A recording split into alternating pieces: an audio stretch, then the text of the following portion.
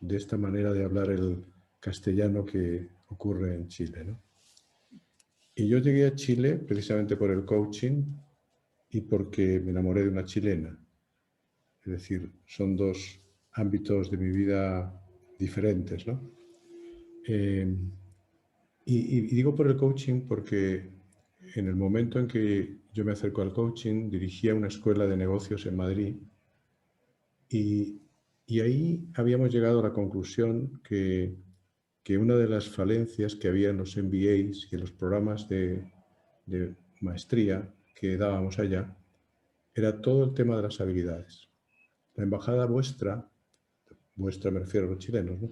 En un Madrid ya en democracia en Chile, se puso en contacto con 3 escuelas para ofrecernos un apoyo que fue muy interesante y era hablar de la economía del Cono Sur, pero específicamente de Chile, para poder, digamos, que hacer que se empezara a conocer el nuevo Chile. Y eso fue interesante porque primero nos fue gente relevante a hablar, pero además la contrapartida era que un porcentaje, como un tercio de los proyectos de fin de máster, o como llamamos allá, o magíster acá, que se hacían al finalizar el MBA, debían ser de creación de iniciativas o empresas de importación, exportación o ideas mixtas España-Chile. Eso me produjo un conocimiento bastante cercano a quienes estaban en ese momento en la embajada, especialmente con el que oficiaba como ministro secretario comercial de la embajada, por mi interés por la cultura, pues también con el que estaba como la cultura, que era Marco Antonio de la Parra en ese momento.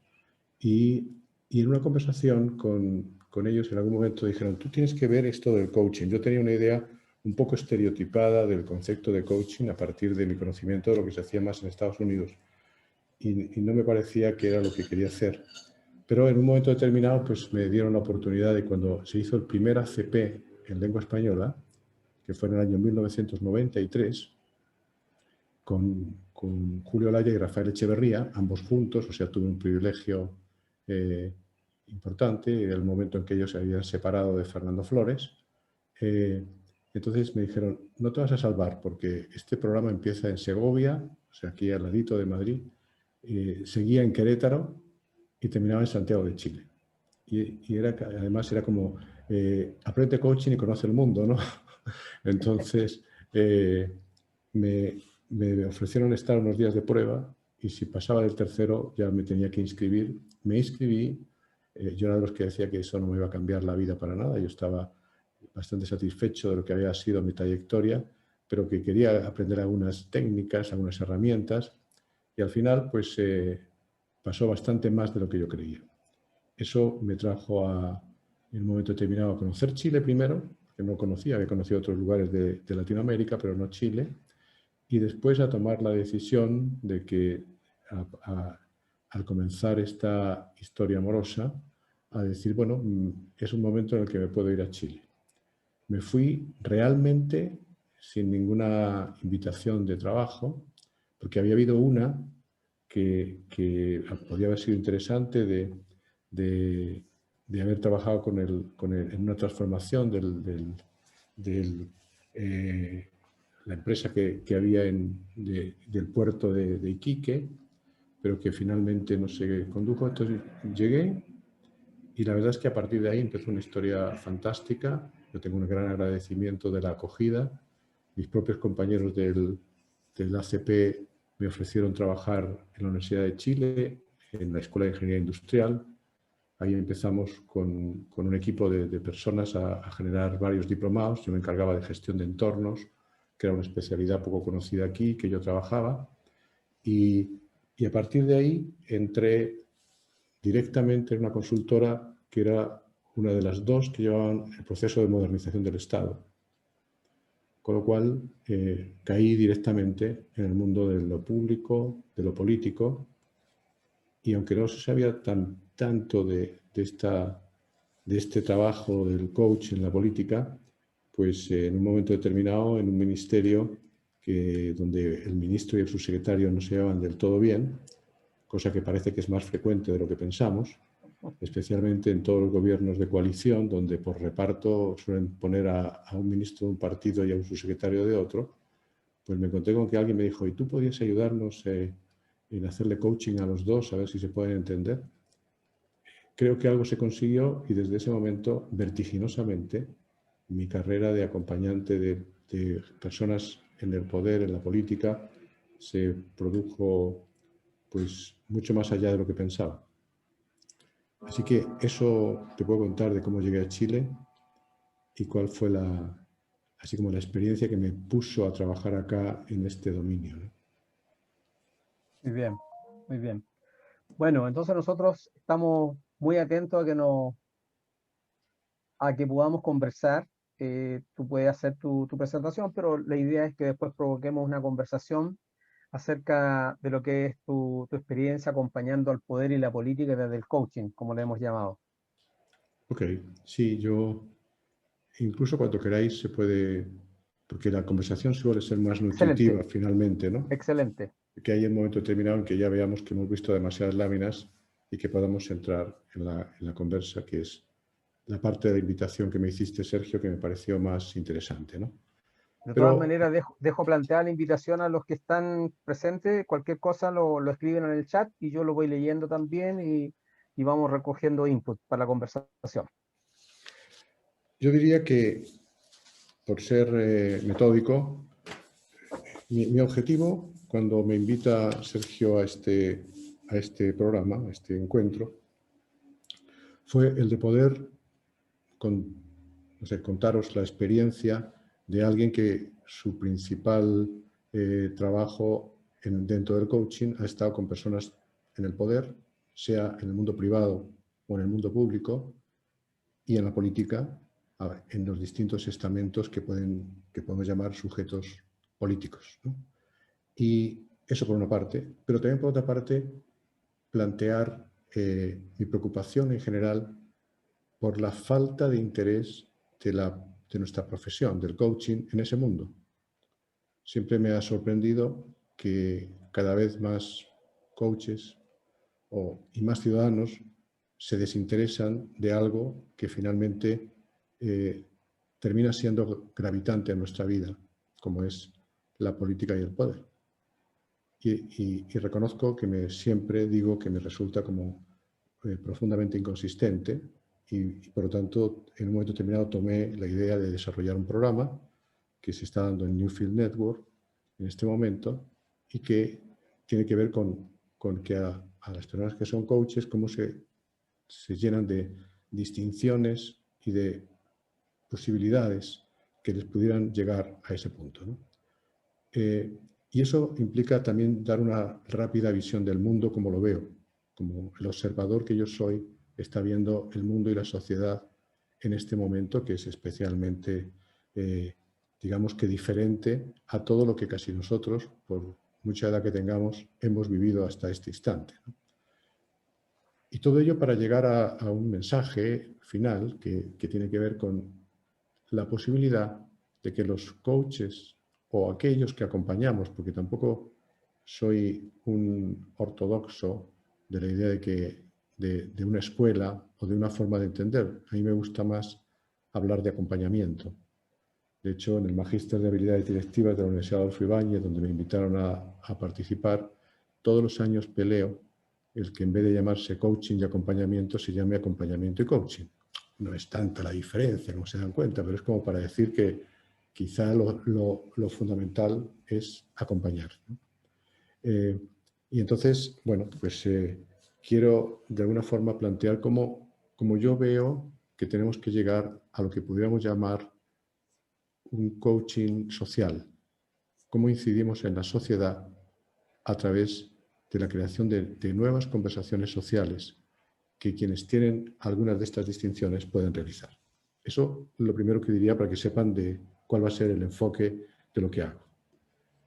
Ya esta parte está un poco dicha a partir de la pregunta que Sergio me hace al principio, ¿no? Y aquí cito a Maturana cuando dice todo lo dicho es dicho por alguien, que es como decir, realmente esta no es ninguna verdad. Yo voy a contarles el mundo como yo lo estoy viendo el ángulo que en este momento me preocupa. Y para eso, obviamente, tiene que ver con el alguien que yo soy, que me hace un individuo determinado. Algunas de estas cosas pues ya las he contado, ¿no? Y es que ustedes supieran cómo llego acá, cuál ha sido mi experiencia aquí, pero previamente hay un hecho significativo que creo que pesa sobre mí y es mi origen, ¿no?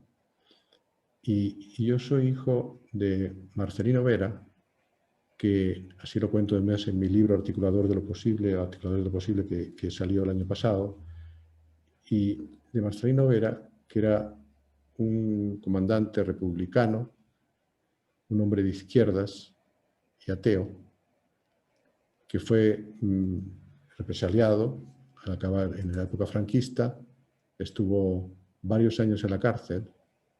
Cuando me contaba él su historia, lo que más me parecía, no sé si divertido, pero extraño, es que la condena que tuvo estaba segmentada por distintos conceptos, ¿no? Por estar en el ejército republicano, por ser de izquierdas, pero la pena mayor era por ser masón. Eso fue considerado como lo peor para el mundo de Franco, ¿no? Este hombre estaba casado, enviudó en la cárcel, lo cual debió ser bastante duro, y después de salir de la cárcel se casó con mi madre, con Juanita Gil, que era una mujer católica, apostólica, romana y franquista. Es decir, soy hijo de una pareja improbable. Ahora que se habla de los pares improbables, de dos personas que pudiéramos haber considerado que no eran conciliables. Entonces, cuento esto porque para mí la posibilidad del encuentro social, la posibilidad del acuerdo y de la convivencia no es una teoría a la que aspiro.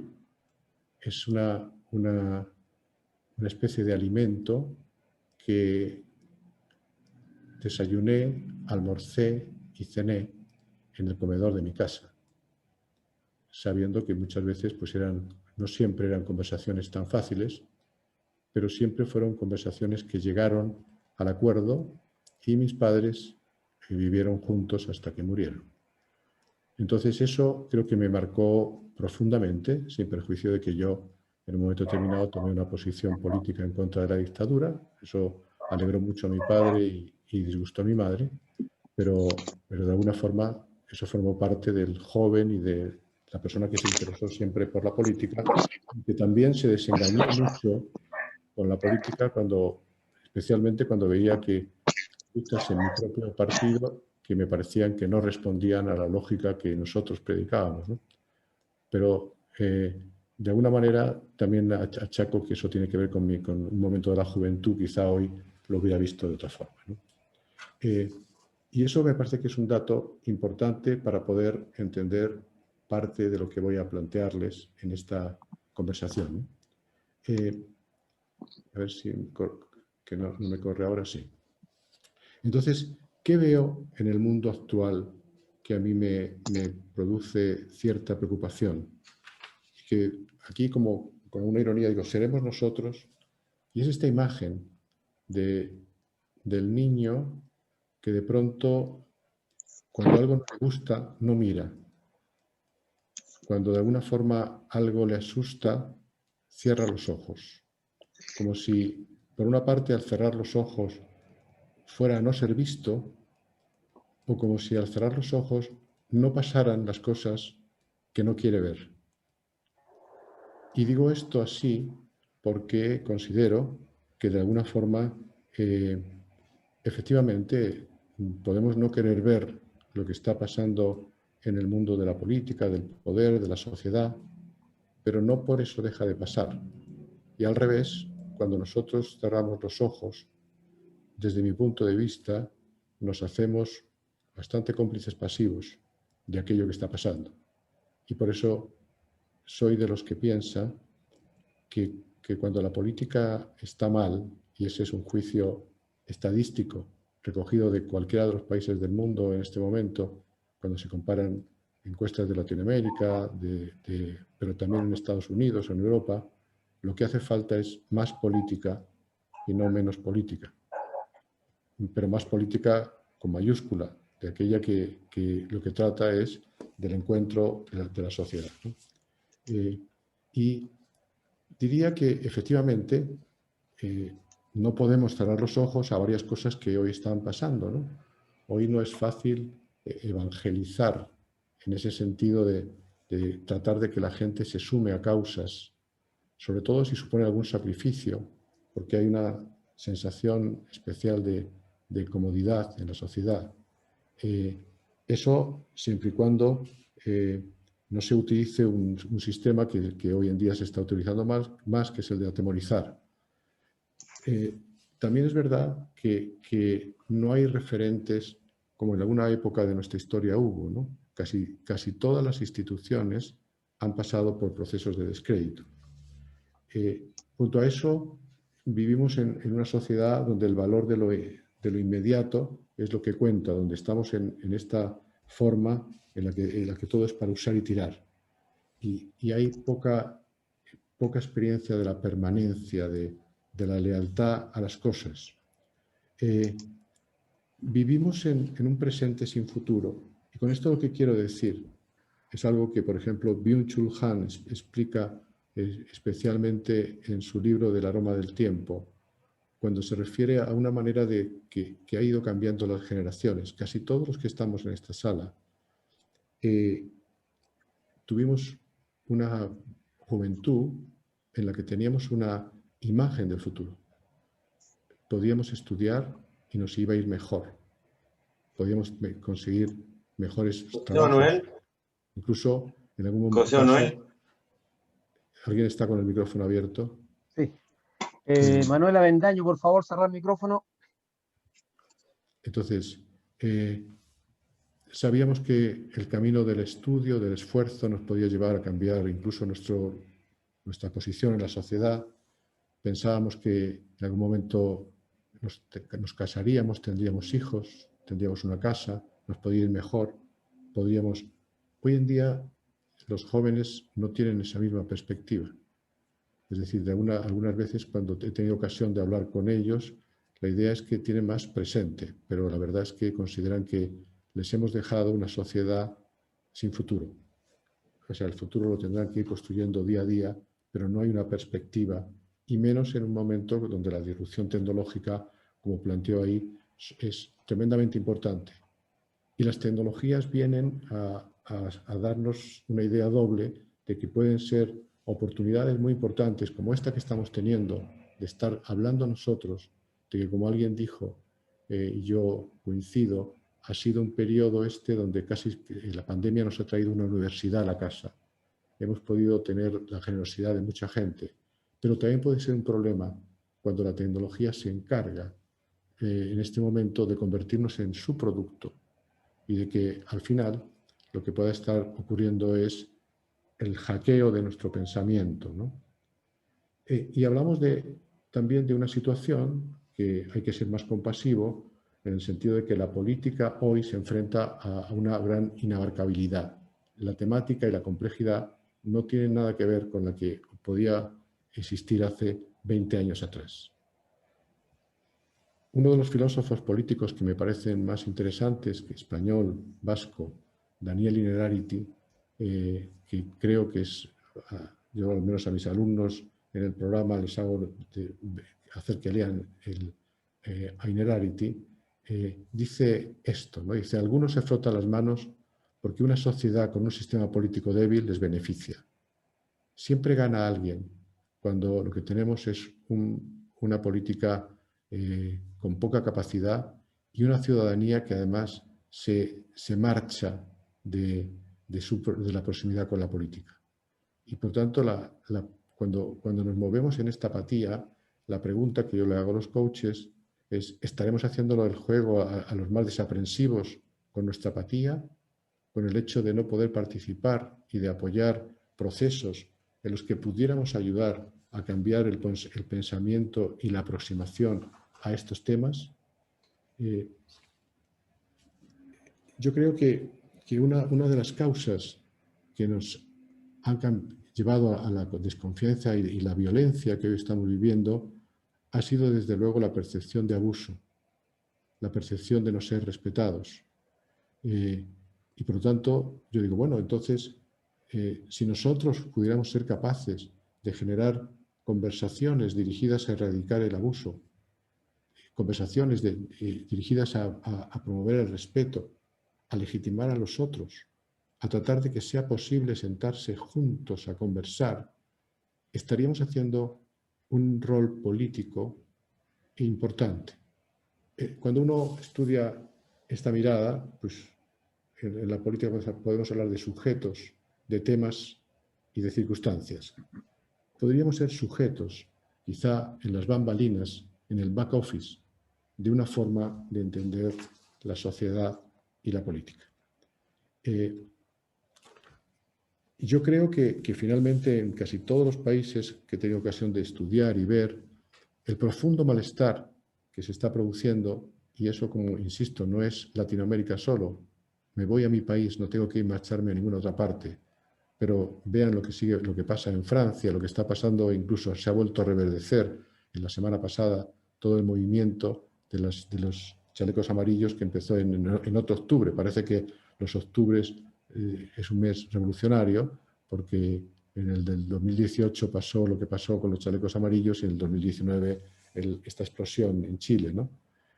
Y el profundo malestar, desde mi punto de vista, tiene razones muy diversas, pero una de ellas es esta complejidad, esta inabarcabilidad, que realmente hace que la política tenga muchas dificultades para poder cumplir la promesa que hace.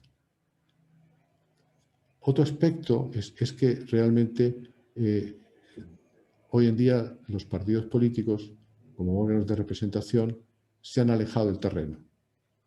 Y hay una distancia profunda en lo que puede ser lo que vive la gente. Por eso, no solamente en Chile, sino en el mundo, cuando se hacen todo tipo de encuestas en este terreno, la política que sale mejor valorada, dentro de que todas se suelen salir regular o mal, es la local, es la de aquellos que están más cerca del terreno.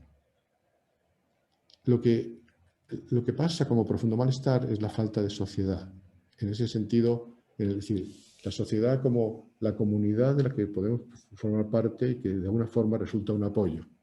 En ese sentido, yo creo que cuando hablamos de desigualdad, lo que falta es sociedad. Cuando hablamos de pobreza, lo que falta es qué podemos comer y dónde podemos alojarnos, ¿no? Pero la desigualdad tiene que ver más con la falta de sociedad. Y hay algo que creo que es lo que más se está acusando en este momento, y es la invisibilidad y la irrelevancia. La invisibilidad en la que muchos sectores se sienten y, por tanto, pueden llegar a la violencia, porque es la forma de ser vistos. Es decir, el único poder que me queda es el de destruir. Y eso es terrible, porque puede ser realmente maligno para la sociedad. Pero la irrelevancia no es menor, y quiero distinguirla. A mí en el último libro de Harari, de las 21 lecciones para el siglo XXI, la frase que me dejó tiritando fue una en la cual plantea de que decía, es más fácil, ese mismo, muy bien, Sergio, en una de sus primeras declaraciones en el libro, dice, es más fácil luchar contra la explotación que contra la irrelevancia. Aprendimos a luchar contra la explotación. Pero la irrelevancia es lo que puede pasarnos muy en breve, cuando casi todo lo que hacemos pueda ser sustituido por la inteligencia artificial. Y llega un momento en que, ¿cuál es el rol que tenemos en la sociedad? En fin, hay todo esto, podríamos hablar mucho sobre ello, pero lo que quiero decir es, estamos en un ambiente donde esto de decir, no quiero saber nada de la política, esto es una porquería, ¿no? Y yo digo, ok, yo no niego la premisa mayor, y es que efectivamente estamos en un momento de una gran decadencia política, pero esto es lo mismo que si en una empresa que tiene muy mala gestión dijéramos, no quiero saber nada de la gestión, vamos a dejar de gestionar. Cuando tenemos una pésima educación, dijéramos, no quiero saber nada de la educación. Precisamente creo que la respuesta debe ser la contraria. Cuando tenemos una mala educación, ese es el tema. ¿Cómo nos metemos más en la educación? ¿Cómo nos metemos más en la gestión? Y yo digo, no será lo mismo acá. Teníamos que tener alguna preparación más. Todo eso porque mi tema, en este caso, lo que estoy diciendo es porque yo vengo a hablarles de por qué no el coaching entra en el ámbito de la política para promover a algunas personas que, sin aspirar a tener puestos políticos ni nada parecido, sean aquellos que pueden acompañar a quienes están en esa política. A veces hay personas con las que quizá no he compartido su punto de vista, como es el caso de Eisenhower, pero donde tiene frases que me parecieron en su día brillantes. Dice, la política debería ser la profesión part-time de todos los ciudadanos que quieran proteger los derechos y privilegios del pueblo libre. Y él planteaba esto, decía, no hace falta meternos en otro tipo de cosas, pero podemos perfectamente poder estar como ciudadanos desde nuestros roles teniendo una participación mayor. Posiblemente eso haría que no fuéramos tanto ellos y nosotros, sino que de alguna forma estuviéramos más cerca de un nosotros más colectivo. Y quizá, como para completar esta parte, diría, bueno, de pronto nos encontramos con un mundo que no desconocemos, o que desconocemos, perdón. Y voy a pasarles muy rápidamente, porque cada uno de estos temas, lo único que quiero que es como por acumulación que vean qué es lo que pasa en una década. Cómo en una década han pasado sucesos imposibles de haber considerado antes. Por ejemplo, lo que pasa en diciembre del 2010, cuando empieza el movimiento de lo que se llamó la primavera árabe, y que tiene que ver con algo que de pronto sorprendió a muchos, porque de alguna forma no se esperaban la idea que había, incluso en grandes pensadores. Samuel Huntington, cuando escribe El conflicto de las civilizaciones, lo que habla es que hay civilizaciones que somos tan distintas que realmente dice, uno no puede esperar que el mundo árabe quiera la democracia porque su forma de ver la vida no lo requiere. Pero cuando Mohamed Paraiz se quema en la plaza pública porque llega la policía y, como era un vendedor ambulante, le quita lo que estaba sus ganancias, como diciendo, si quieres quedar aquí, nos llevamos la plata, y él, ante la indignación, se quema. Ese es el punto de ignición de un proceso que llegó a mostrar que mucha juventud árabe sí quería la democracia. Es cierto que eso ha producido movimientos distintos, en un caso hacia la democracia, pero también salió ISIS como una respuesta de todo esto.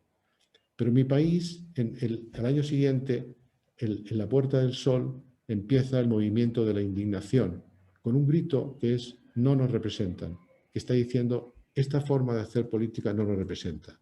Y eso produjo 87 países que tuvieron revueltas en un momento determinado que se llamó el Día de la Indignación, en el 2012, y 187 ciudades. Pero para no irnos tan lejos, en el momento en que estaba el gobierno de la democracia hasta ese instante en Chile, que podíamos haber llamado más progresista, aparece la manifestación por la educación de los pingüinos. Y eso produce una convulsión que realmente era como inesperado que ocurriera en esas circunstancias. El propio Chile es el mejor ejemplo de que solo, por tanto, desarrollo económico no es la solución.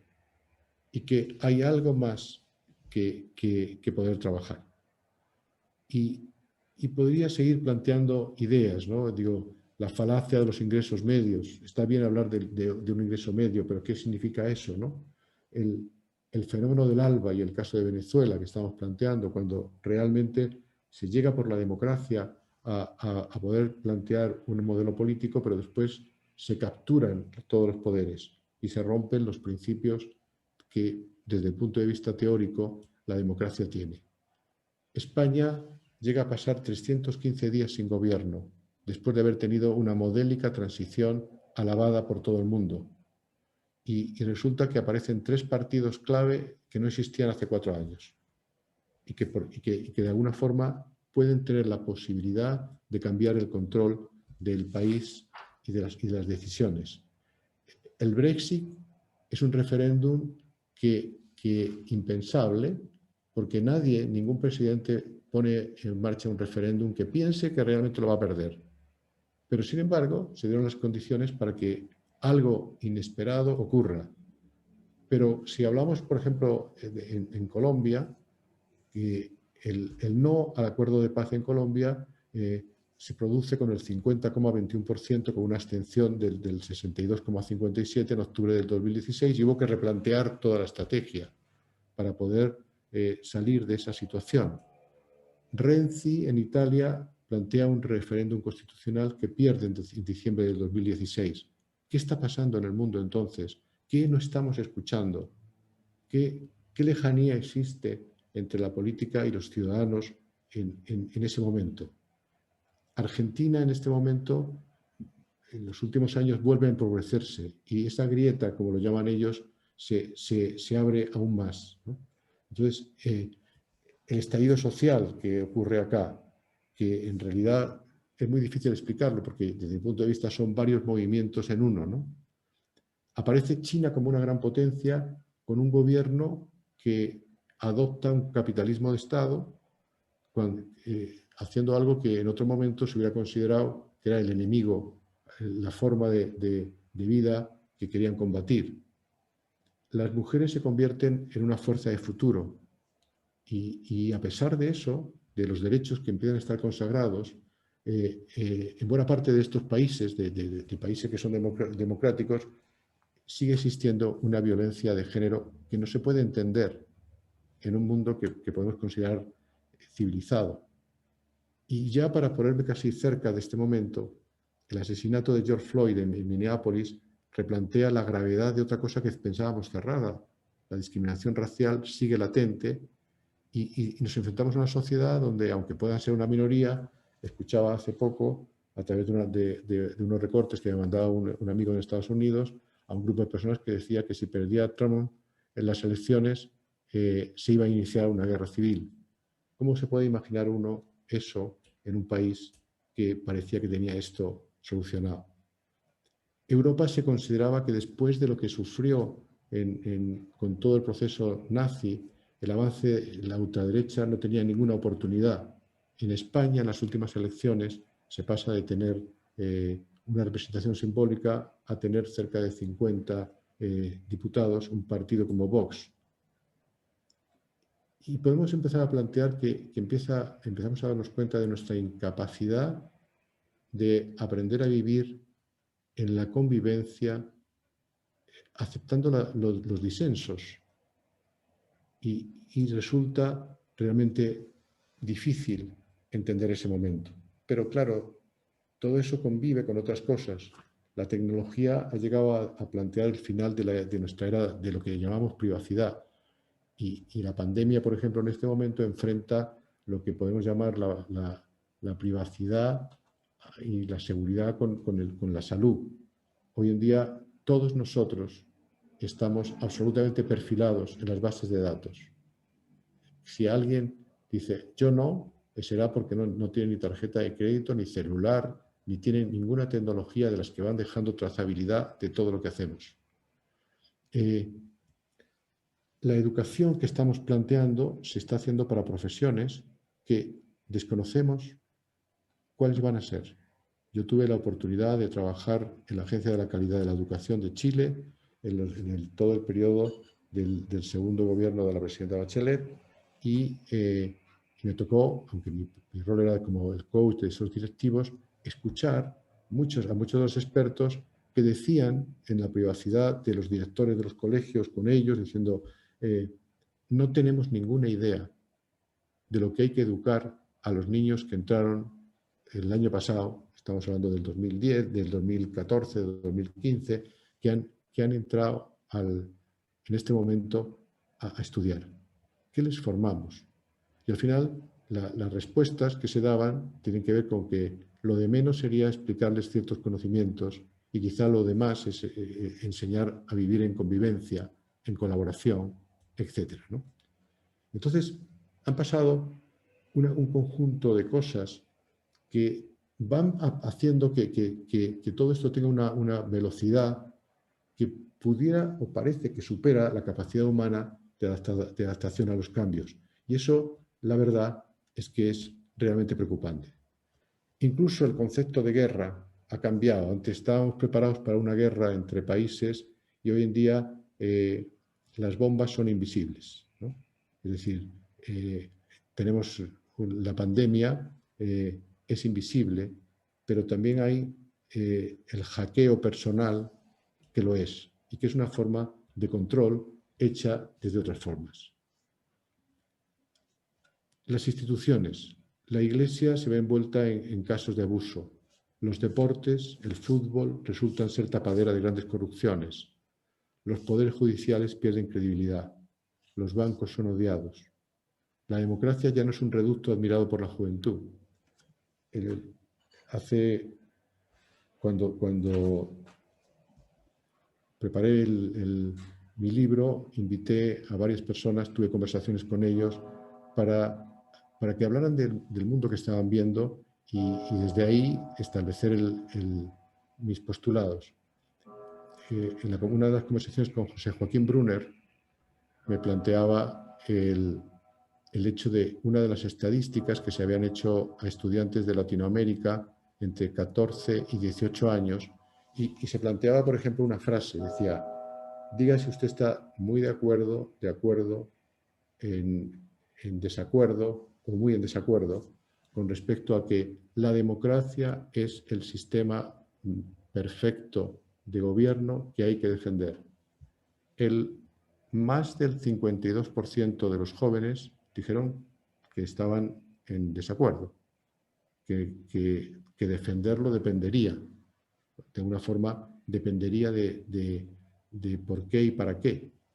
Y a veces cuando se profundizaba en los focus, se daban planteamientos como, bueno, hasta ahora lo que hemos visto son democracias que no están funcionando como ustedes, los de cierta edad, dicen que funcionan, ¿no? Los intelectuales y la juventud, que en un momento determinado se podían considerar parte de, o sea, gente mucho más próxima a la izquierda, abandonan una izquierda que se ha vuelto intolerante. La izquierda, en algunos casos, se hace más conservadora de su propia idea para mantenerlo, y la derecha se puede hacer más audaz, y a veces nos damos las sorpresas de que en pueblos donde hay un grupo de población de bajos recursos, pues están saliendo líderes que representan a una mirada mucho más cercana a la derecha. Y todo eso pasa con que las clases populares de cualquier signo odian a las élites. Las élites se convierten en aquello que vemos que son culpables de todas estas situaciones. Aparecen generaciones como los millennials que realmente suponen un nuevo fenómeno en las organizaciones porque no responden a lo que pensamos. Y entonces lo que yo considero que es un incentivo y un premio, y es usted que está aquí y ahora le vea, si se queda con nosotros, le voy a hacer jefe del área no sé qué, y ellos no tienen ningún interés en administrar nada. Dicen, no, si yo el año que viene me lo voy a tomar sabático, me voy a marchar a Australia, porque ha cambiado la propia idea y forma de vivir y de progresar dentro de una sociedad. Y ya terminando esta mirada, digo, bueno, la pandemia, como un fenómeno no visto en la historia, nos ha llevado a ver lo vulnerables que somos. Esa es una oportunidad. La fragilidad a la que nos ha sometido podría ser una oportunidad de aprendizaje, porque también ahí ha aparecido en algunos momentos fenómenos que podemos haber visto mayor solidaridad, ¿no? Pero con ella también han aparecido los riesgos de atentar contra la libertad en aras de la salud. Precisamente como si consideramos que la salud es lo más importante, países que cuando se plantea China como el modelo de que consiguió que aunque allí empezara, se radicó más rápidamente, pero claro, era una cuestión de que hubo gente que estuvo incluso con sus casas precintadas para que no pudieran salir. Y entonces con un gobierno con un control absoluto de la movilidad de las personas, etc., ¿no? Quizá un fenómeno interesante es que hoy, cuando pensamos cuáles son los referentes de pensamiento, los filósofos y los sociólogos han vuelto a ser referentes de opinión más que los políticos y los economistas. Es porque quizá lo que estamos planteando es ¿Cómo estamos siendo? La pregunta de qué significa hoy vivir en sociedad. ¿Qué significa la convivencia? ¿Qué significa ser humano? Y todo esto cuando también la degradación del planeta se está convirtiendo en un tema vital. Byung-Chul Han, que ya cité antes, pero ahora lo cito porque hablando de estas profesiones del futuro, dice en uno de sus artículos, planteaba que posiblemente haya que crear una nueva profesión que es la de oyentes. Es decir, aquellos que se dedican a escucharnos, de alguna forma a poner su oído ante la sensación de que no estamos siendo escuchados, ¿no? Entonces estamos ante la necesidad de conversaciones. Y ese es un poco a donde yo quiero llegar en lo que les estoy planteando, y es, esta sociedad necesita conversaciones nuevas. Si supiera cuáles son exactamente, les estaría planteando un diseño. Pero sí sé que de alguna forma tenemos que volver a poner a las personas a conversar y a tratar de que, más que convencer, pasen a comprender. Al final, los diálogos para la paz, todas las metodologías de diálogos para la paz se han basado en esta idea. No nos sentamos para convencer a alguien, sino para comprender. Porque, ¿qué construcción política se puede hacer en un debate como el que ustedes vieron, que realmente te hace quedarte, al menos a mí, absolutamente desesperanzado? Al final, lo que quiero plantear es algo que también en la ontología del lenguaje se plantea, y es que ¿no será que vivimos presos de nuestro pensamiento y que deberíamos darnos la oportunidad de mirarnos al espejo? Si hubiera un espejo de pensamientos, ¿qué estamos pensando? ¿Qué estamos viendo? ¿Cuáles son las creencias que sustentan un mundo como el que estamos viendo con los distintos hechos y pasajes que les he planteado? Porque efectivamente hemos pasado cuando digo que son conversaciones, a conversaciones que son distintas. Nosotros tuvimos una gran conversación durante décadas, que era la de los derechos humanos, y que sí, por supuesto no la considero agotada, pero hoy en día hay que incluir los derechos de la mente humana, porque la sensación de que tenemos de libertad de pensamiento se disipa en cuanto uno habla con aquellas personas que están trabajando en experimentos de neurociencia y de inteligencia artificial. Y te das cuenta de que nos llega la información que nuestro perfil requiere. Y por tanto, lo que leemos casi siempre confirma nuestra forma de pensar. Esa no sería la forma de producir evolución. Pero, por otra parte, tenemos esta idea de que ciertamente existe un aumento cognitivo, si pudiéramos hablar de cantidad de pensamiento, de capacidad de conocer que tenemos. Y eso a la vez puede ser una fuente de gran desigualdad. O la educación y las regulaciones permiten trabajar sobre esto, o podremos llegar a un mundo de castas de los que conocen y saben manejar toda la información y los datos, y los que realmente no tienen ninguna oportunidad al respecto, ¿no? Hemos pasado, o podemos pasar del derecho a saber a la obligación de saber. ¿Y qué quiero decir con esto? Cuando todo está realmente, hay una trazabilidad absoluta de todo. Si yo pensara en la justicia del futuro, digo, ¿qué pasa cuando yo voy a un supermercado y me compro una camisa porque me gustó mucho? Pero detrás de esa camisa hay una cadena de dolor, no una cadena de valor que siempre hay en las cosas, sino una cadena de dolor, porque esto fue hecho en no sé qué país por niños que estuvieron explotados en tal lugar. Pero yo no sé nada de eso. Yo creo que podemos llegar a una sociedad en la que en un momento determinado tengamos que saber, porque es necesario para poder ser responsables del mundo en el que estamos, de conocer todo aquello que sí puede ser reconocido. En el fondo, estamos ahora metidos en este pánico del virus, pero el reconocimiento del auténtico virus, ¿cuál es? Una sociedad que sigue sin dar el suficiente valor a más del 80% de sus componentes y que, por tanto, como decíamos antes, invisibiliza a una parte de la misma. Y también volviendo a la idea anterior de esa complicidad pasiva del darse cuenta, ¿no? A pasar a la obligación moral de la esperanza para la acción, porque si realmente nosotros nos desencantamos y perdemos la esperanza, es muy probable que siga este movimiento de alejamiento, ¿no? Otto Scharmer, su libro de la teoría U, que a lo mejor Sergio lo tiene ahí también y lo saca, ¿no? Si lo saca Sergio ya empiezo a darte puntos, ¿no? Digo, bien, bien.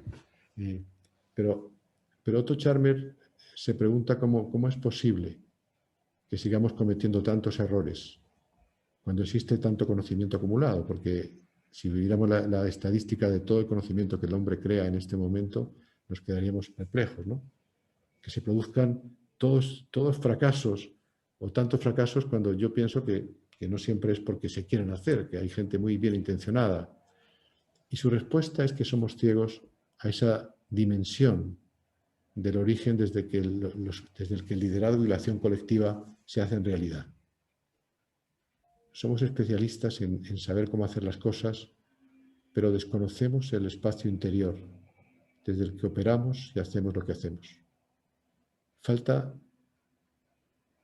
quizá darse el espacio y quizá iniciativas como esta tienen esa intención, el espacio de mirarnos, de ver cómo es posible que estemos cayendo en todo este conjunto de automatismos que nos llevan a vivir de una forma tan poco convivencial como hoy se está viviendo en el mundo en una inmensa mayoría de los países. Un experto en marketing político español, Antoni Gutiérrez Rubí, dice que necesitamos esperanza para creer que hay futuro y nuevas oportunidades, ¿no? Y plantea eso de que la política debe ser la emoción de la esperanza necesaria y urgente. Entonces digo, bueno, ¿cómo hacer esto?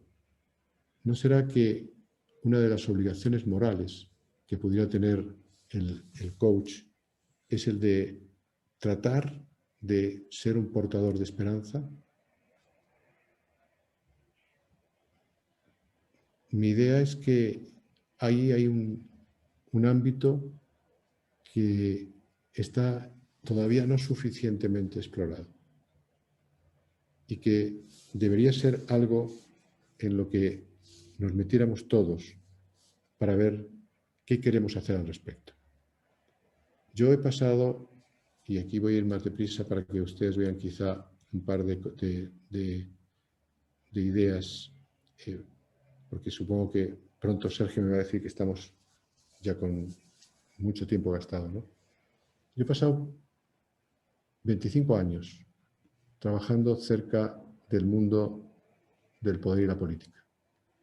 Y cuando escribí el libro, lo que quería era decirles, amigos, miren, he descubierto muchas cosas.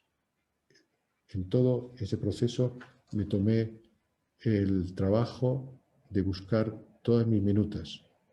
Algunos de mis colegas me han tenido siempre un cariñoso odio porque yo, después de cada sesión, le mando a mi coachee una minuta de lo hablado. Cuando digo las preguntas que hicimos, las distinciones que quedaron expresadas, los compromisos que el otro llegó a tener, etcétera, etcétera, ¿no?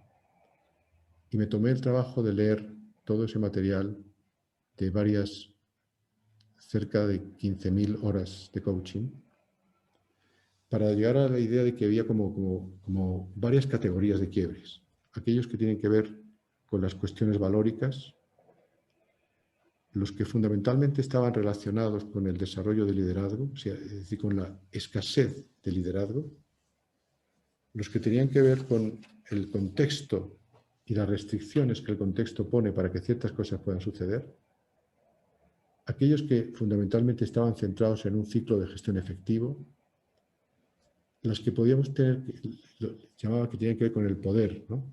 Con el poder, con sus sombras, incluso con la enfermedad que produce, ¿no? Hay estudios médicos que plantean un síndrome que se llama el síndrome de Ibris, que lo que hace es que cuando alguien vive esa sensación de que yo pienso algo, lo comunico y sucede, pues al cabo de un tiempo empiezo a desarrollar una arrogancia casi enfermiza, ¿no? Y Ibris es este ciclo de las tragedias griegas, donde siempre se producía una especie de envenenamiento por el poder que acababa en una tragedia.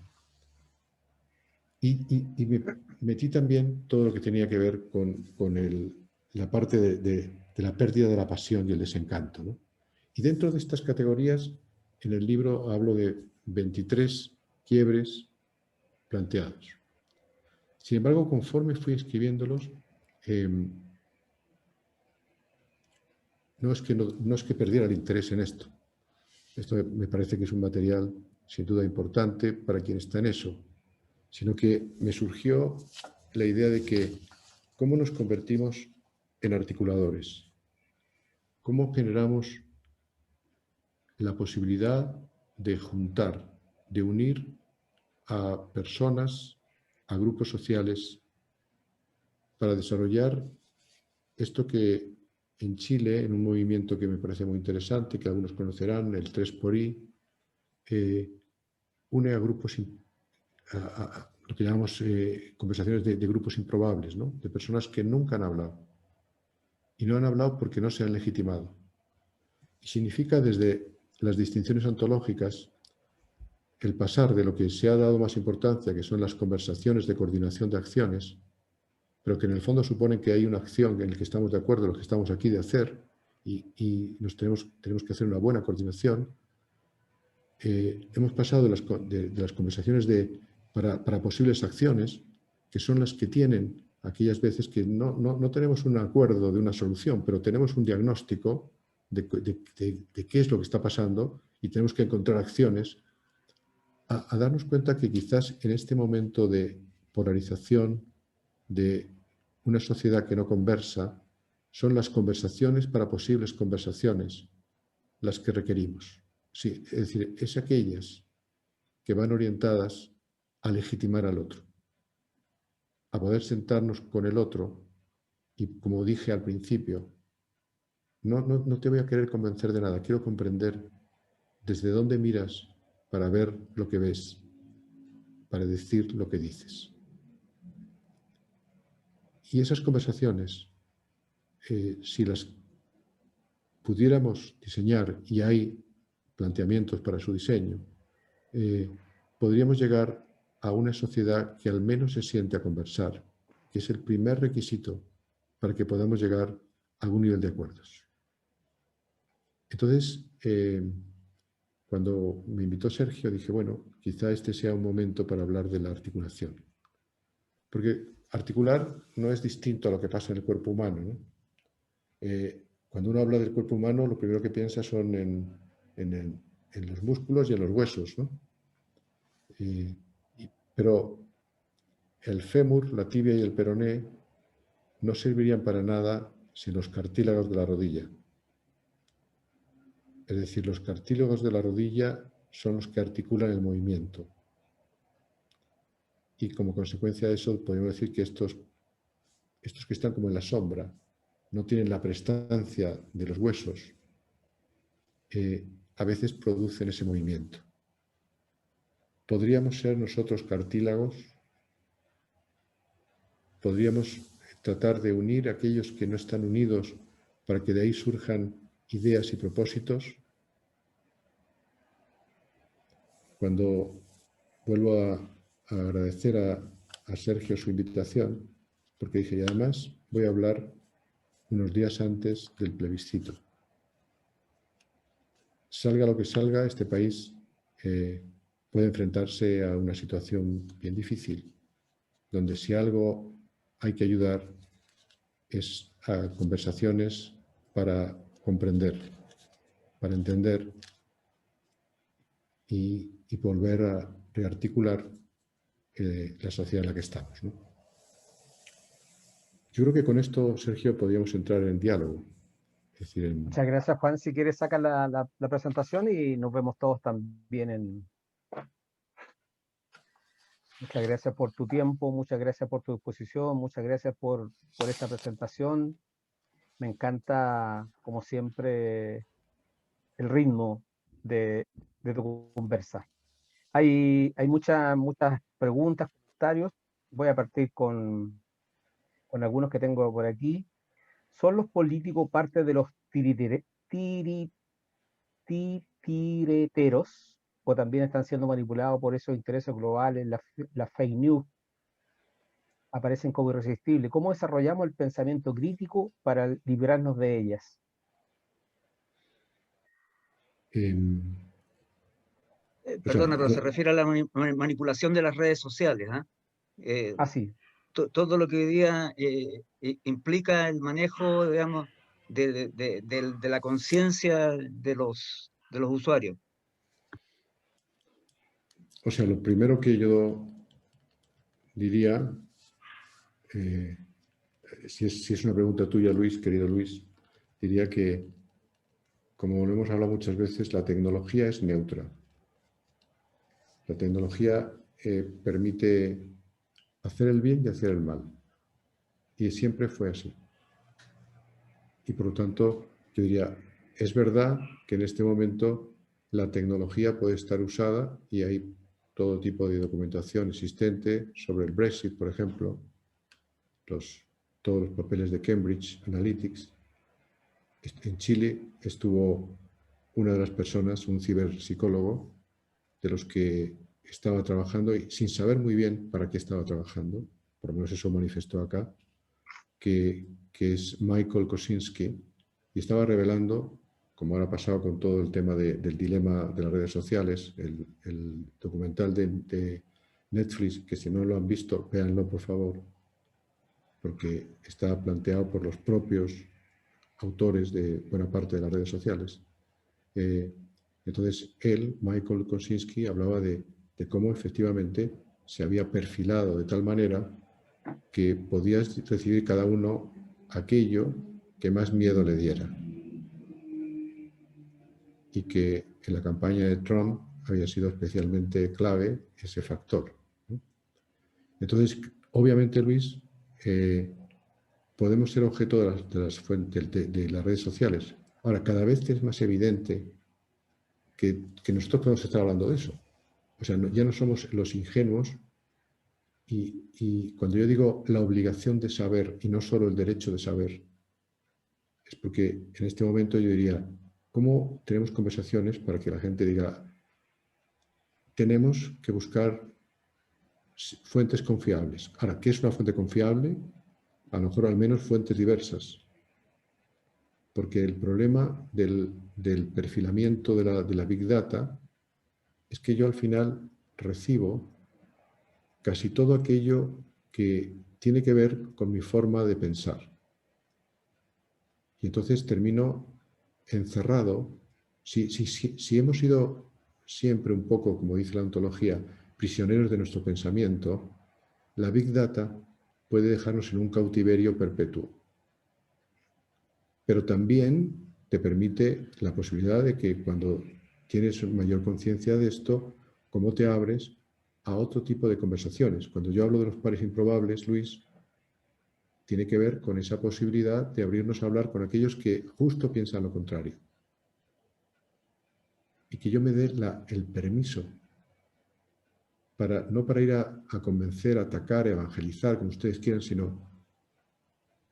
Y hace falta para eso una dosis de humildad y una dosis de respeto.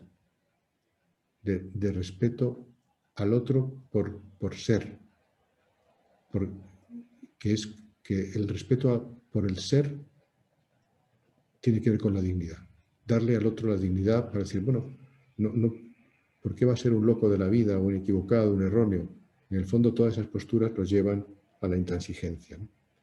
Entonces, ahora, los políticos no se diferencian mucho de nosotros. Es decir, si algo he sacado en conclusión de haber trabajado con 14 o 15 ministros, 20 subsecretarios, varias decenas de personas que eran jefes de servicios públicos, es que eran igual de vulnerables. Tenían la misma fragilidad que nosotros. Había un momento en que cuando ya no estaba nadie delante ni las cámaras, podían decir, no tengo la menor idea de lo que tengo que hacer. Y evidentemente eso significa de que son seres humanos que pueden ser, efectivamente, a veces, ya no estoy entrando en el tema de la corrupción, ¿eh? Quiero decir que otro capítulo aparte es la corrupción, que bueno, todos sabemos que hay distintas fuentes del poder, pero si hay una fuente del poder que puede ser perversa, es la fuente de la recompensa, ¿no? O sea, los seres humanos pues nos movemos por el poder del código, por el poder de la fuerza, por el poder del mensaje, por el poder de la recompensa. Y hay veces que uno dice, bueno, hay recompensas que a lo mejor considero que son a las cuales no me puedo resistir. Pero no estoy pensando en eso. Creo que ese es un tema ético y no quiero adjudicar la ética solo al mundo de la política, porque tiene que ver con todos los demás dominios. Pero sí creo que en un momento determinado pueden estar siendo juguetes de una cierta maniobra como podemos ser nosotros. Entonces ahí yo he llegado a generar una cierta compasión, porque junto a eso el estar en este momento a cargo de cualquier cosa es realmente difícil, tremendamente difícil. No sé si te Gracias, contesto, Juan. pero si no, Sí, luego me correctamente. llamas. Bueno, Oscar Gamboa, que fue uno, Gracias, Juan. declara que fue uno de tus coaches, te pregunta, ¿qué particularidades tiene el coaching político en relación a los otros tipos de coaching? Por ejemplo, el organizacional, el ejecutivo, el coaching de vida. ¿Cuáles serían las particularidades del coaching político? Hola, Óscar, ¿cómo estás? Nos reencontramos, pero virtualmente, ¿no? A partir de un mail hace poco, pero sí fue una época que también tenía que ver con el mundo político, por cierto, ¿no? Hay algo que hay que distinguir, Óscar, y es que a veces una cosa es el coaching político y otra es hacerle coaching a un político. O sea, yo puedo hacerle a un político coaching de vida, porque en el fondo su problema puede ser, o puedo hacerle coaching organizacional, porque lo que está preocupado es de temas que pueden ser de cómo gestiono esto, etc., ¿no? Cuando yo hablo de coaching político es cuando aparecen distinciones políticas, cuando realmente el tema del quiebre tiene que ver con lo político. Y ahí, ¿cuál es la diferencia? Que es difícil que el coach pueda hacer ese coaching si no tiene distinciones. Y no es porque sea un asesor político, porque no va a ser la persona que le asesore o que le plantee ideas de política pública, pero yo, y en eso a veces he discutido con nuestros propios maestros, ¿no? Porque digo, o sea, cuando tengo distinciones yo puedo preguntar de otra manera. Puedo llegar y decirle, ¿cuáles son los sujetos políticos que están interviniendo en este ámbito? Pero para eso tengo que tener la distinción de sujeto político. Si no la tengo, no puedo preguntar. Y una de las cosas que quizá desde ciertos puntos se ha propiciado es, no, usted es lo mismo, usted entre. Y cuando yo me quedo en una pregunta genérica de que, ¿y desde qué noción mira esto? el señor te puede mirar o la señora te puede mirar diciendo, no sé, esto no viene en el guión todavía, ¿no? Esta pregunta me deja como que fuera parte de un guión que no tiene que ver con mis quiebres. Entonces, el proceso de coaching político se distingue en que el objeto puede tener que ver, con, por ejemplo, con el tiempo político de tomar una decisión. Tiene que ver con cuáles son los temas de agenda que en este momento se pueden tratar. ¿Qué significan las condiciones en las que en un momento determinado un contexto se plantea? ¿Cuáles son los juegos de poder que están establecidos en un momento determinado en una sociedad? Y todo eso te lleva a otro tipo de indagación para que realmente aparezca una reflexión distinta en el otro. Si no, el riesgo que tenemos es que siempre se ha hablado de que cuando uno tiene un martillo ve clavos en todas partes. Y entonces simplemente voy a hacer la pregunta que hago siempre, pero que no puede no llegar al latido interior que esa persona tiene en ese instante.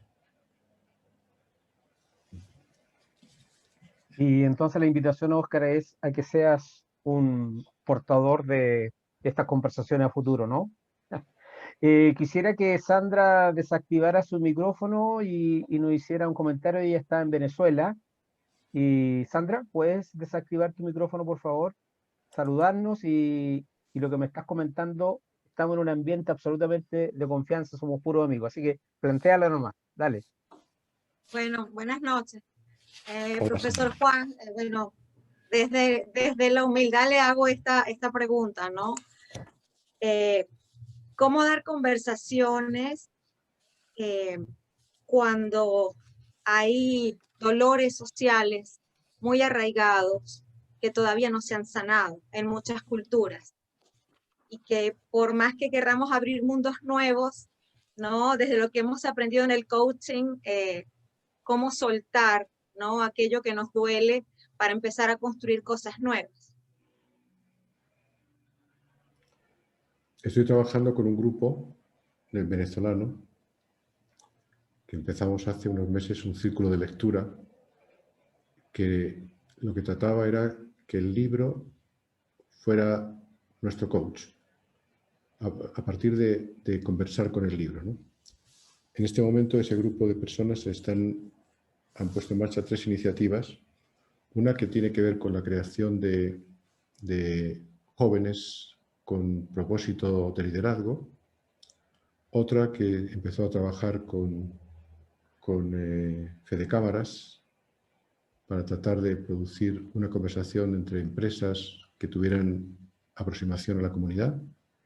Y otra que va a salir una campaña pronto que se llama Ciudadano Consciente, que lo que propone es conversación con los ciudadanos de una y otra mirada.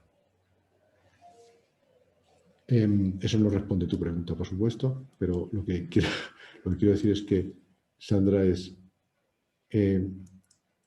yo no puedo abrir una conversación para ponerme de acuerdo cuando no he sacado todo mi dolor.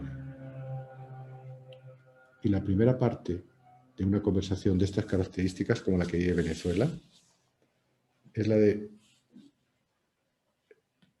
poder, o sea, si yo pudiera sentar en una mesa a un grupo de personas del gobierno y de la oposición, o simplemente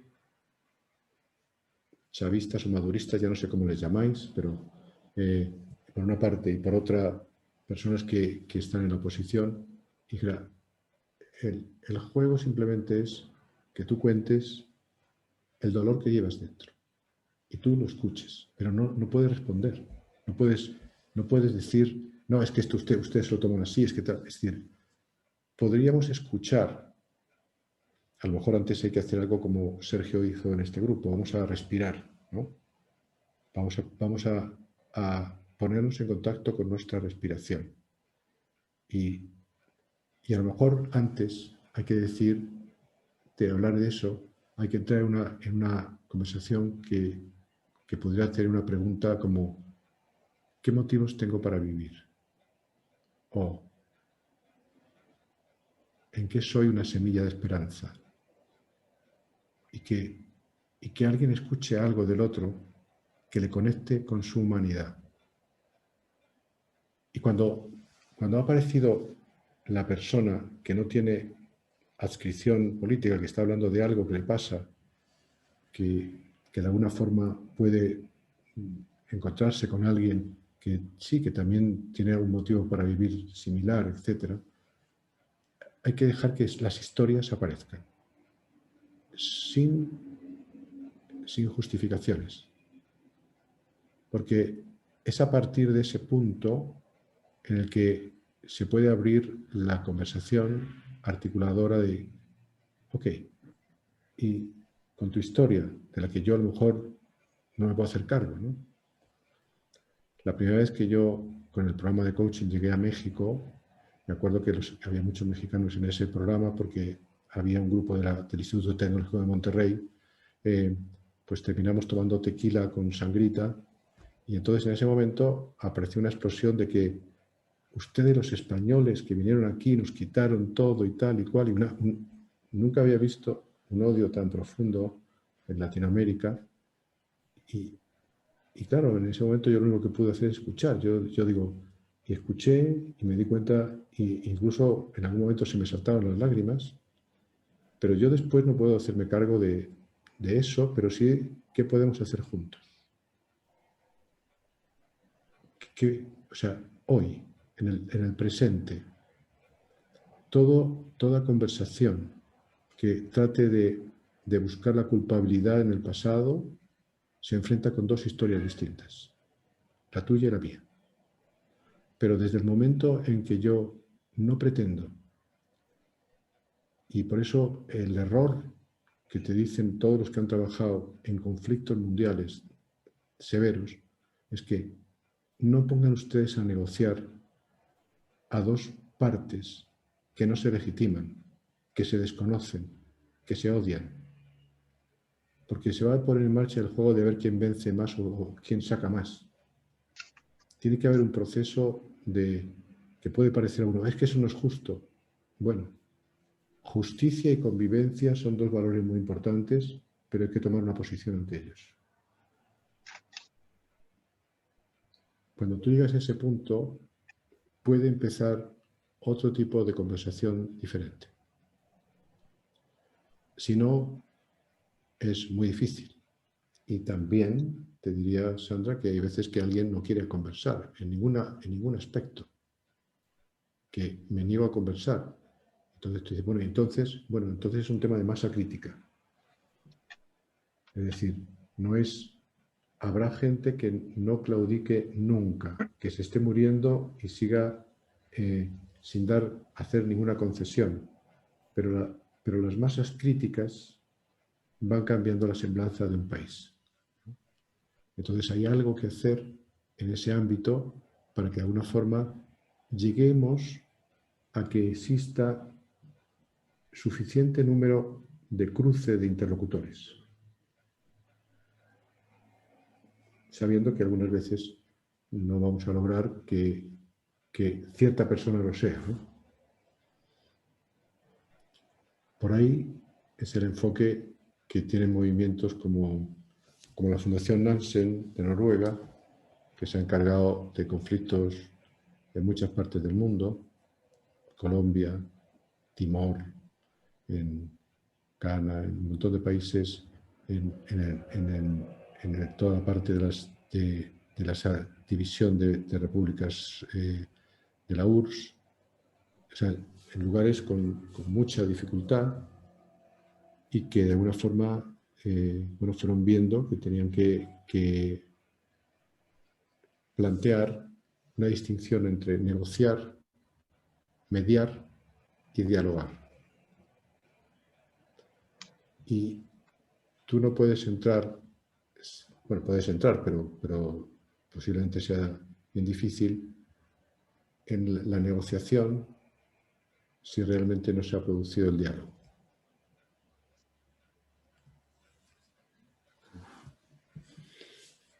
Muchas ¿Cómo gracias. podría participar? ¿Cómo podría aprender para colaborar?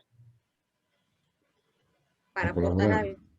O sentir que por lo menos estoy haciendo algo, tomando una acción. Déjanos tu mail y con el grupo de Venezuela, en la próxima, el próximo grupo que comience, porque vamos a seguir trabajando, Okay. te puedes intentar meter ahí. Si entras en mi canal de YouTube, puedes verles a ellos. Okay. Puedes ver a la gente que está y porque tuvimos en Coaching Global, este grupo que hace el desafío Coaching 30 días, tiene un canal virtual y yo tengo un programa que hago cada 15 días. Invito a alguien generalmente del coaching o de la política, y el jueves último que tuve, que es el jueves de la semana pasada, estuvo este grupo de Venezuela. Ahí está recogido. Y puede ser que haya personas que conozcas allí, de Joana Rodríguez, Mónico Carvajal, que son personas... Sí, yo me formé con Mónico, mi primera formación fue con él. Mónico está en ese grupo. Okay. Es uno de los alumnos que tengo en el programa. Okay. Entonces ya bueno, estás... muchas gracias, Juan. Gracias. Así que Sandra, ya estamos en contacto, no hay problema. Voy a hacer una pregunta, pero después quería que María Rita, que está también en un programa de conversatorio con Juan Pera, nos cuente un poco y si tiene algún comentario. Pero antes, Juan, te quería presentar a Félix Luengo, que desde su observador, desde La Serena, nos consulta: ¿no será que estamos en otra guerra fría mundial ideológica entre el nacionalismo y la globalización multicultural? Esas son las preguntas de La Serena, digamos. Estos son los observadores de La Serena.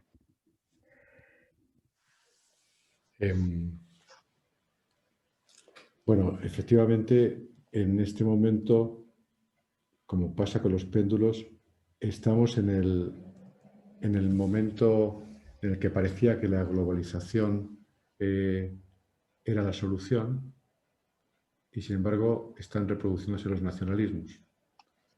Desde mi punto de vista, el nacionalismo es la respuesta miedosa a la pérdida de control.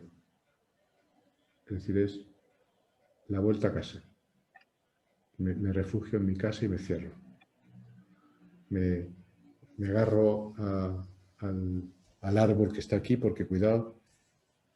Y puede ser entendible, ¿no? Puede ser entendible desde el momento en que la globalización no está dando suficientes respuestas.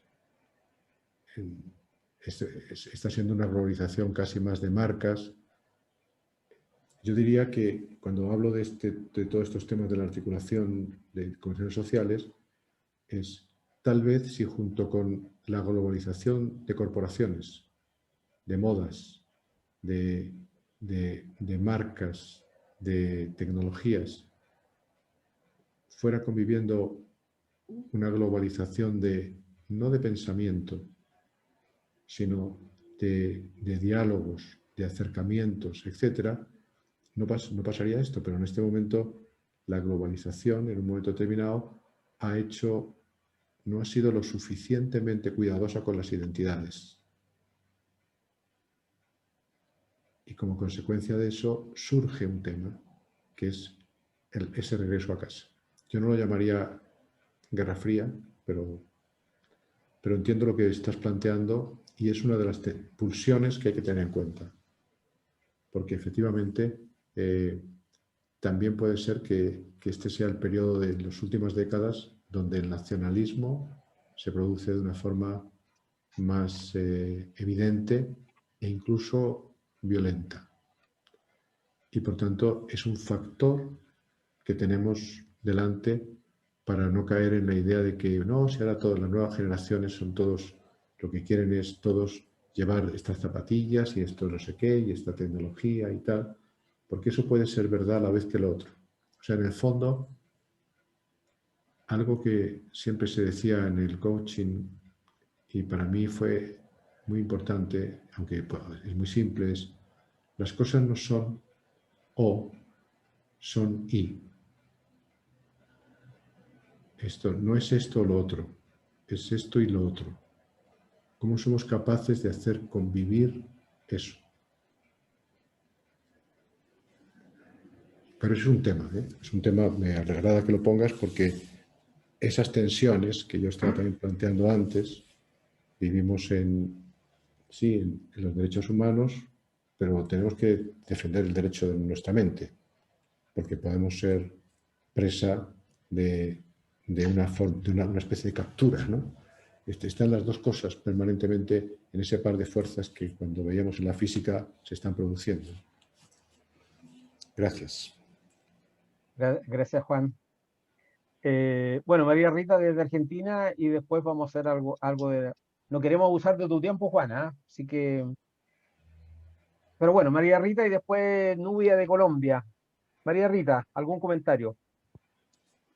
Bueno, en principio agradecerle a Juan, siempre es una oportunidad infinita de aprender, seguirlo escuchando. Yo no me acuerdo si en el 2012 fue la primera vez que fuiste a Buenos Aires con la formación de la Escuela Europea de Coaching, y ahí tomamos coaching político, y yo recuerdo que vos nos planteaste este arte, nos planteaste la política como este arte de construir puentes, ¿no? Y la posibilidad que tenemos los coaches de llevar ser portadores de esta esperanza y de abrir las conversaciones. Hoy en mi país pareciera que es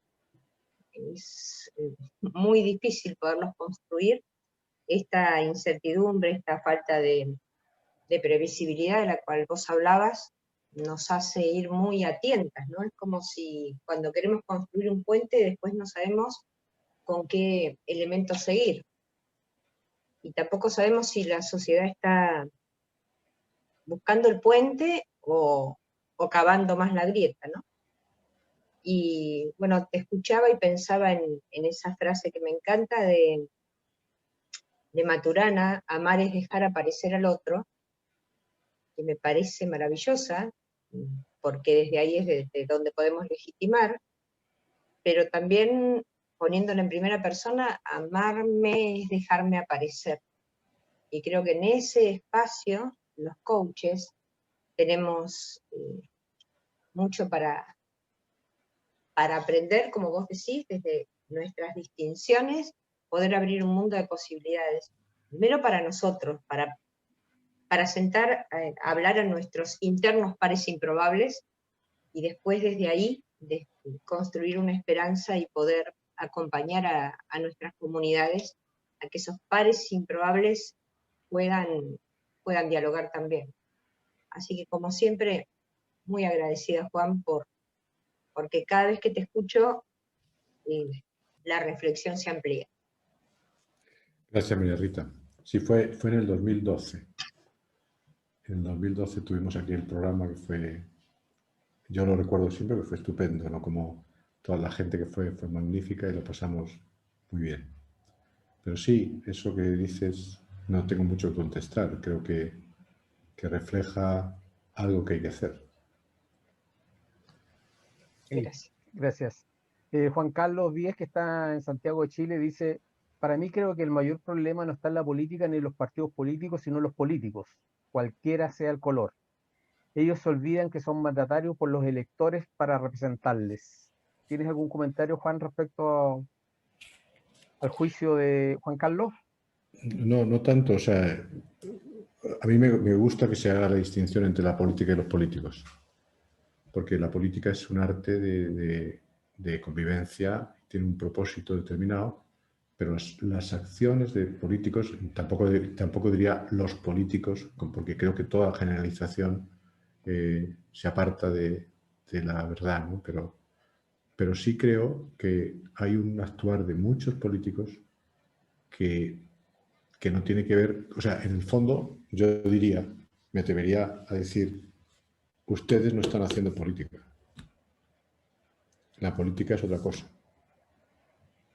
Y esto es como el poder. La pregunta básica cuando haces un coaching al poder es, ¿el poder para qué? Porque la respuesta al poder para qué es lo que te dice si tú estás ejerciendo el poder para el bien común para un grupo de personas a las que representas, para ti mismo.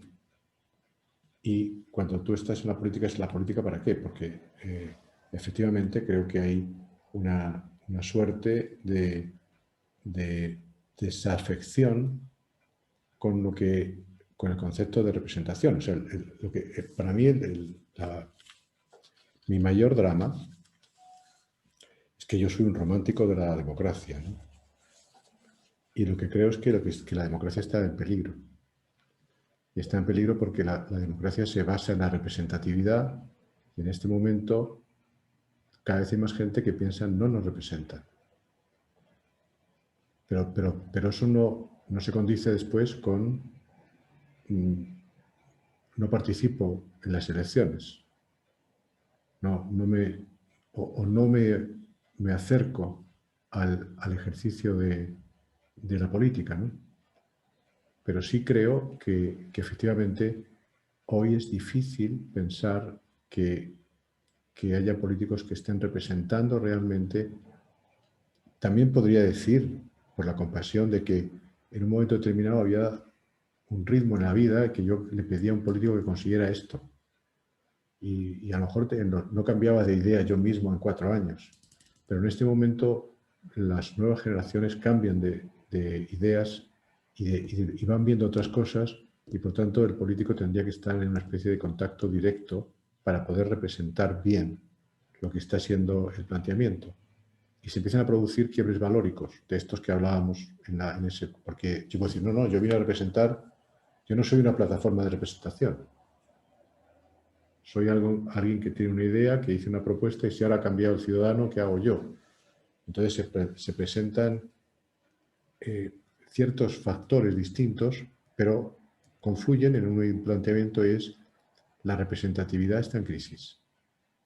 De ahí que yo diría, si nosotros entre los sujetos políticos ponemos al ciudadano organizado, podemos hacer que haya una voz, porque al final, como ustedes han visto, a veces la calle marca la agenda política. Y si no, pues, ¿quién puso el plebiscito en la agenda política?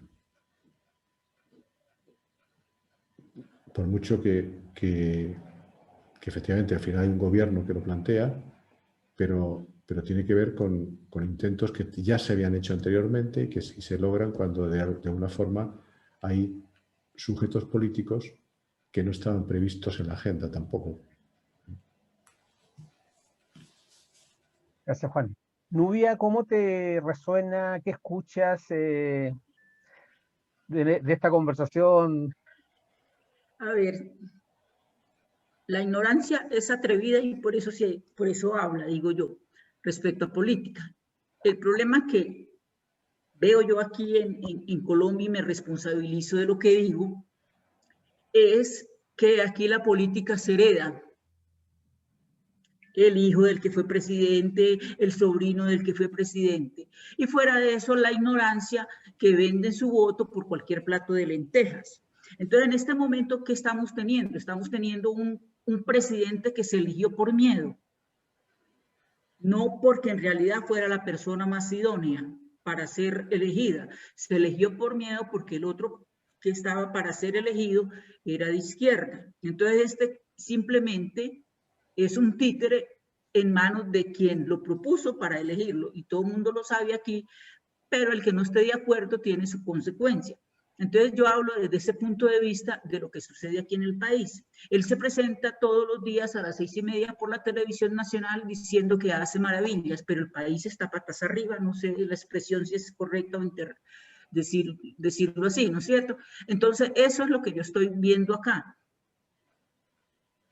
Aunque uno no crea, él ya tiene los 4 poderes dominados. Entonces, hablan de Venezuela, hablan de no sé qué, y estamos a un paso de estar como Venezuela, porque fueron legal entre comillas, elegidos democráticamente, pero hacen todo lo contrario. Hablo desde mi sentir.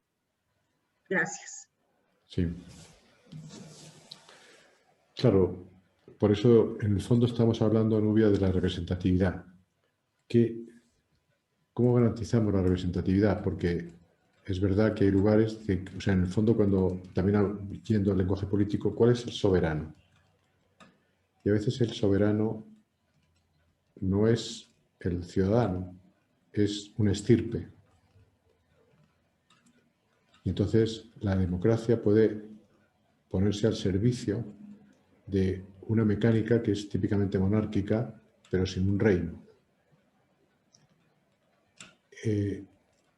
Lo único que puedo decir, Nubia, yo no conozco tan profundamente como tú puedas conocer tu país, ¿no? Aunque también ha sido de los lugares que me ha gustado observar, es que la única manera de poder avanzar en la reivindicación de la democracia es en crear ciudadanía,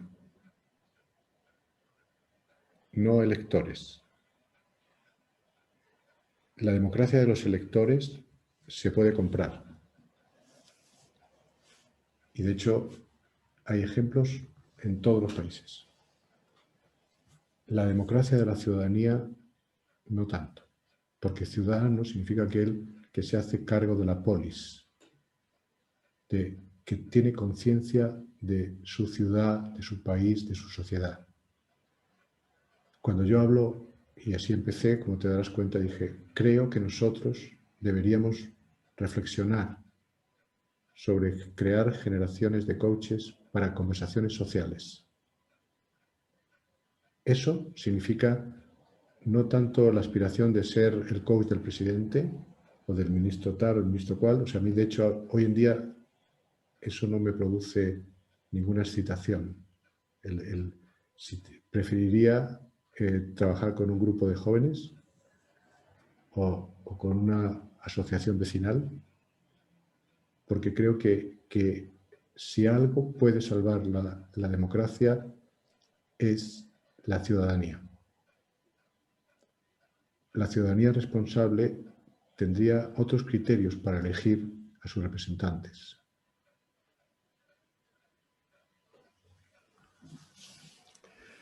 Bueno, es que todas estas preguntas dan para una tarde, Sergio. Sí, sí, yo lo entiendo así también. Entonces, para no abusar más de tu tiempo, vamos a hacer la última pregunta y bueno, yo sé que estos candidatos que están ahí peleándose el trono de Estados Unidos también es necesario verlo hoy día cómo se comportan. Hoy día tenemos un debate con ellos, así que también vamos a terminar para dar ese espacio. Paulo Alonso, que está en Venezuela, pregunta qué hacer y cómo vincular el acompañamiento y el coaching político para la mejora, no solo de los políticos en su ejercicio político, sino también de los gerentes o los gestores públicos en la mejora de la gestión pública y en el fondo la percepción del ciudadano. Involucrándolos en una conversación. O sea, yo creo que la realidad ocurre en conversaciones. Algunas lo que pasa es que son conversaciones de uno mismo con uno mismo. Y por tanto, eso lleva a las monarquías de hecho o lo que fueran. O sea, pero ocurre en conversaciones. Y por tanto, desde mi punto de vista, la forma... Cuando conté el tema interesante, le decía a Sandra de lo que había pasado con este grupo de tipo de lectura, casualmente, esto fue sin diseño, el programa, el círculo está muy diseñado, es un producto en sí mismo de cómo leer juntos, ¿no? Pero sí, no se diseñó porque un grupo se fue a los jóvenes, otro grupo se fue a los gerentes, a lo que son las organizaciones empresariales y a los cargos directivos, y otro grupo se fue a los ciudadanos. Pero el interés de todo es cómo generar conversaciones para entendernos, para comprendernos, para sensibilizarnos del rol ciudadano que tenemos desde roles distintos. Digo, puede ser lento, ¿no? Ojalá hubiera una varita mágica para esto, ¿no? Puede ser lento, pero creo que esas cosas son las que pueden ir creando conciencia social y colectiva. Y ojalá, si no es desde el principio, tempranamente, esos grupos se convierten en mixtos, no solamente de género, sino de que no sean solamente unos u otros, ciudadanos de a pie y gerentes y empresarios, sino que tempranamente, o políticos, empiece a haber esa especie de maridaje que permita que escuchares distintos. Si se meten y buscan algo en la red sobre el movimiento 3XI o 3xI, verán que en Chile ha habido experiencias súper interesantes de grupos muy poco probables, donde uno podía pensar que no se iban a entender, que terminaron con propuestas y con acercamientos, ¿no?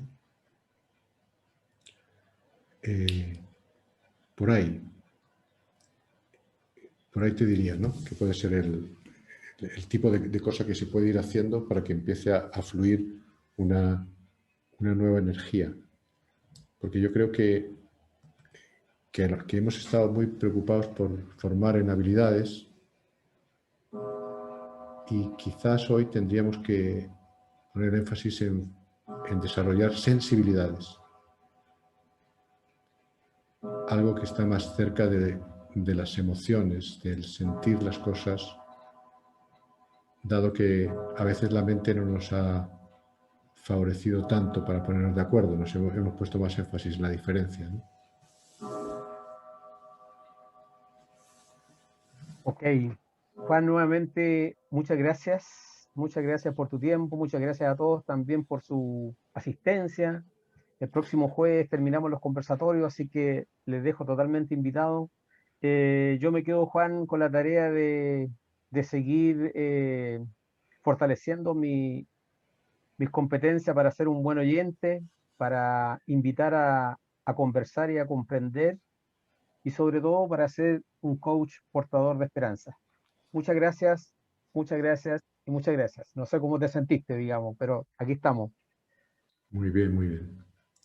Muy bien, me gusta que la gente pregunte, se mueva, escriba, porque eso es que algo ha pasado, ¿no? Así que encantado. Gracias. Muchas gracias. Ok, Chao, chao. muy amable. Chao, chao. Adiós.